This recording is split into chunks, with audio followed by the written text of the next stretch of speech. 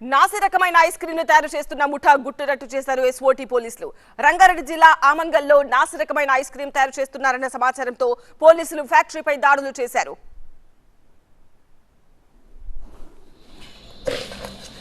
ఈ దాడుల్లో భారీగా నకిలీ ఐస్ క్రీంలు దొరికాయి. ఈ దాడుల్లో ఇద్దరిని అరెస్ట్ చేశారు. వారి నుంచి 10 లక్షల విలువ చేసే ఐస్ క్రీంలు, వాహనాలను సీజ్ చేశారు. ఫుడ్ సేఫ్టీ అథారిటీ నుంచి ఎలాంటి అనుమతులు లేకుండా ఈ ఫ్యాక్టరీ నడిపిస్తున్నారు. పరిశ్రమలో అపరిశుభ్రత తాండవిస్తుండగా ఐస్ క్రీమ్ లో వాడే పదార్థాలతో నాణ్యతా ప్రమాణాలు కూడా పాటించడం లేదంటున్నారు అధికారులు. వీటికి ఆకర్షణీయమైన స్టిక్కర్స్ అంటించి మార్కెట్లోకి విడుదల చేస్తున్నారన్నారు ఎస్ఓటీ పోలీసులు. మరింత సమాచారం మా ప్రతినిధి రవి అందిస్తారు. సమ్మర్ వచ్చిందంటే చాలు సీజనల్ ఫుడ్ మాదిరిగా ఐస్ క్రీమ్ని కూడా ఎగబడి తినే వాళ్ళు ఉంటారు. అందులోనూ చిన్నపిల్లలు మరి అందులో ఫ్లేవర్స్ ఏరి కోరి మరీ వెతుక్కొని తినేటటువంటి వాళ్ళు ఉంటారు. కొంతమంది సమ్మర్తో సంబంధం లేకుండా ఖచ్చితంగా ఐస్ క్రీమ్ తినేటటువంటి వాళ్ళు ఉంటారు. మరి ఇలాంటి వాళ్ళ టేస్ట్నే క్యాష్ చేసుకుంటున్నారు కొందరు. నిన్న సైబరాబాద్ ఎస్ఓటీ పోలీసులు రైడ్ చేశారు. ప్రస్తుతం మనం ఆమన్గల్లో ఉన్నాం. ఆమన్గల్లో ఒక ఐస్ క్రీమ్స్ తయారు చేసేటటువంటి ప్రదేశాన్ని మనం చూస్తే ఇలాంటి ఐస్ క్రీమ్స్ మనం తినేది అని అనిపిస్తుంటుంది. ఐస్ క్రీమ్స్ తయారు చేయడానికి వాడేటటువంటి వాటర్ కానీ లేకపోతే వాళ్ళు ఉండేటటువంటి ప్లేస్ ఎంత అపరిశుభ్రంగా ఉన్నాయో మనం చూడొచ్చు. ఇదే ప్లేస్లోనే దాదాపు 10 ఏళ్ళుగా వీళ్ళు ఐస్ క్రీమ్ను తయారు చేస్తున్నారు. పక్కా సమాచారం మేరకు నిన్న సైబరాబాద్ ఎస్ఓటీ పోలీసులు రైడ్ చేసి ఒక వ్యక్తిని కూడా అదుపులోకి తీసుకున్నారు. మొత్తం 10 లక్షల రూపాయల విలువైనటువంటి ఐస్ క్రీమ్స్, అదేవిధంగా మెటీరియల్స్, అందులో వాడేటటువంటి కెమికల్స్ అన్నింటినీ కూడా స్వాధీనం చేసుకున్నారు. మరి ఈ ప్లేస్లోనే ఐస్ క్రీమ్స్ తయారు చేస్తారు. ఒక్కసారి మనం వాళ్ళు వాడేటటువంటి వాటర్ కానీ లేకపోతే ఐస్ క్రీమ్ తయారీకి వాడేటటువంటి పరికరాలను మనం ఒకసారి చూడవచ్చు.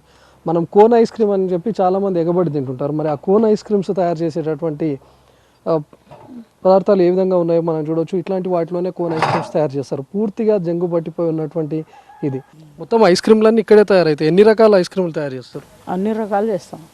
ఇగో ఇవి ఉన్నాయన్నీ చేస్తాం. ఇక్కడ కనిపించినాయి అన్ని స్ట్రాబెర్రీ, కోర్న్, కప్ ఇలా అన్ని ఇక్కడే తయారైతాయి. ఇంత చిన్న ప్లేస్లోనే. ఎంతమంది వర్కర్లు ఉంటారు?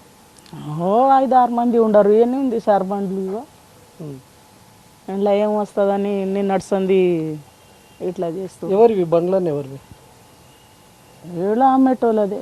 ఎవరు అమ్మేటోళ్ళు? ఎవరు? ఎవరో ఈడ ఉంటారు వాళ్ళు. ఈడ కిరాయికి ఉంటాడు. ఈ బండ్లు మీవి కాదు అంటే వాళ్ళు ఇక్కడికి వచ్చి మీ దగ్గర కొనుక్కొని పోతారా? అంటే మీరు హోల్సేల్గా ఇక్కడ అమ్ముతారా లేకపోతే ఎట్లా? అదే తక్కువ చేస్తారు, వాళ్ళు అమ్ముతారు. ఎట్లా అమ్ముతారో ఏమో వాళ్ళు ఎట్లా అమ్ముతారో. ఎవరు చూసుకుంటారు ఈ బిజినెస్ అంతా? మా వాళ్ళే చూసుకుంటారు. ఉన్నాడా? ఆయన ఉన్నాడా? లేడు, ఎక్కడ వెళ్ళిండో. పోలీసు వాళ్ళు పిలిచిర్రేమో, అక్కడ పోయిండేమో. చుట్టుపక్కల మారుమూల గ్రామాలను టార్గెట్ చేసుకుని వీళ్ళ దందా నడుస్తూ ఉంటుందని. ఎందుకంటే పట్టణాల్లోకి వెళ్తే వాళ్ళు కంప్లీట్గా బ్రాండెడ్ ఐస్ క్రీమ్స్ కానీ లేకపోతే వాటి పక్కా ఫ్లేవర్స్తో పాటు తింటారు. కానీ రూరల్ ఏరియాస్లో కేవలం ఐస్ క్రీమ్ అని ఉంటే చాలు.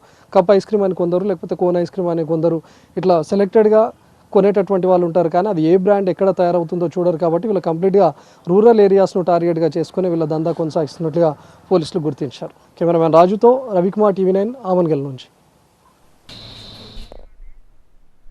రైట్, అది రంగురంగుల స్టిక్కర్లతో మంచి ఫ్లేవర్లతో చిన్నపిల్లలంతా చాలా ఇష్టంగా తినే ఐస్ క్రీమ్ ఎలాంటి పరిస్థితుల్లో తయారు చేస్తున్నారు టీవీ9 స్క్రీన్ పైన మీరు చాలా క్లియర్ గా చూడొచ్చు. చాలా అగ్లీగా కనిపిస్తోంది. అసలు ఎక్కడ హైజీన్ అన్న మాటే లేదు.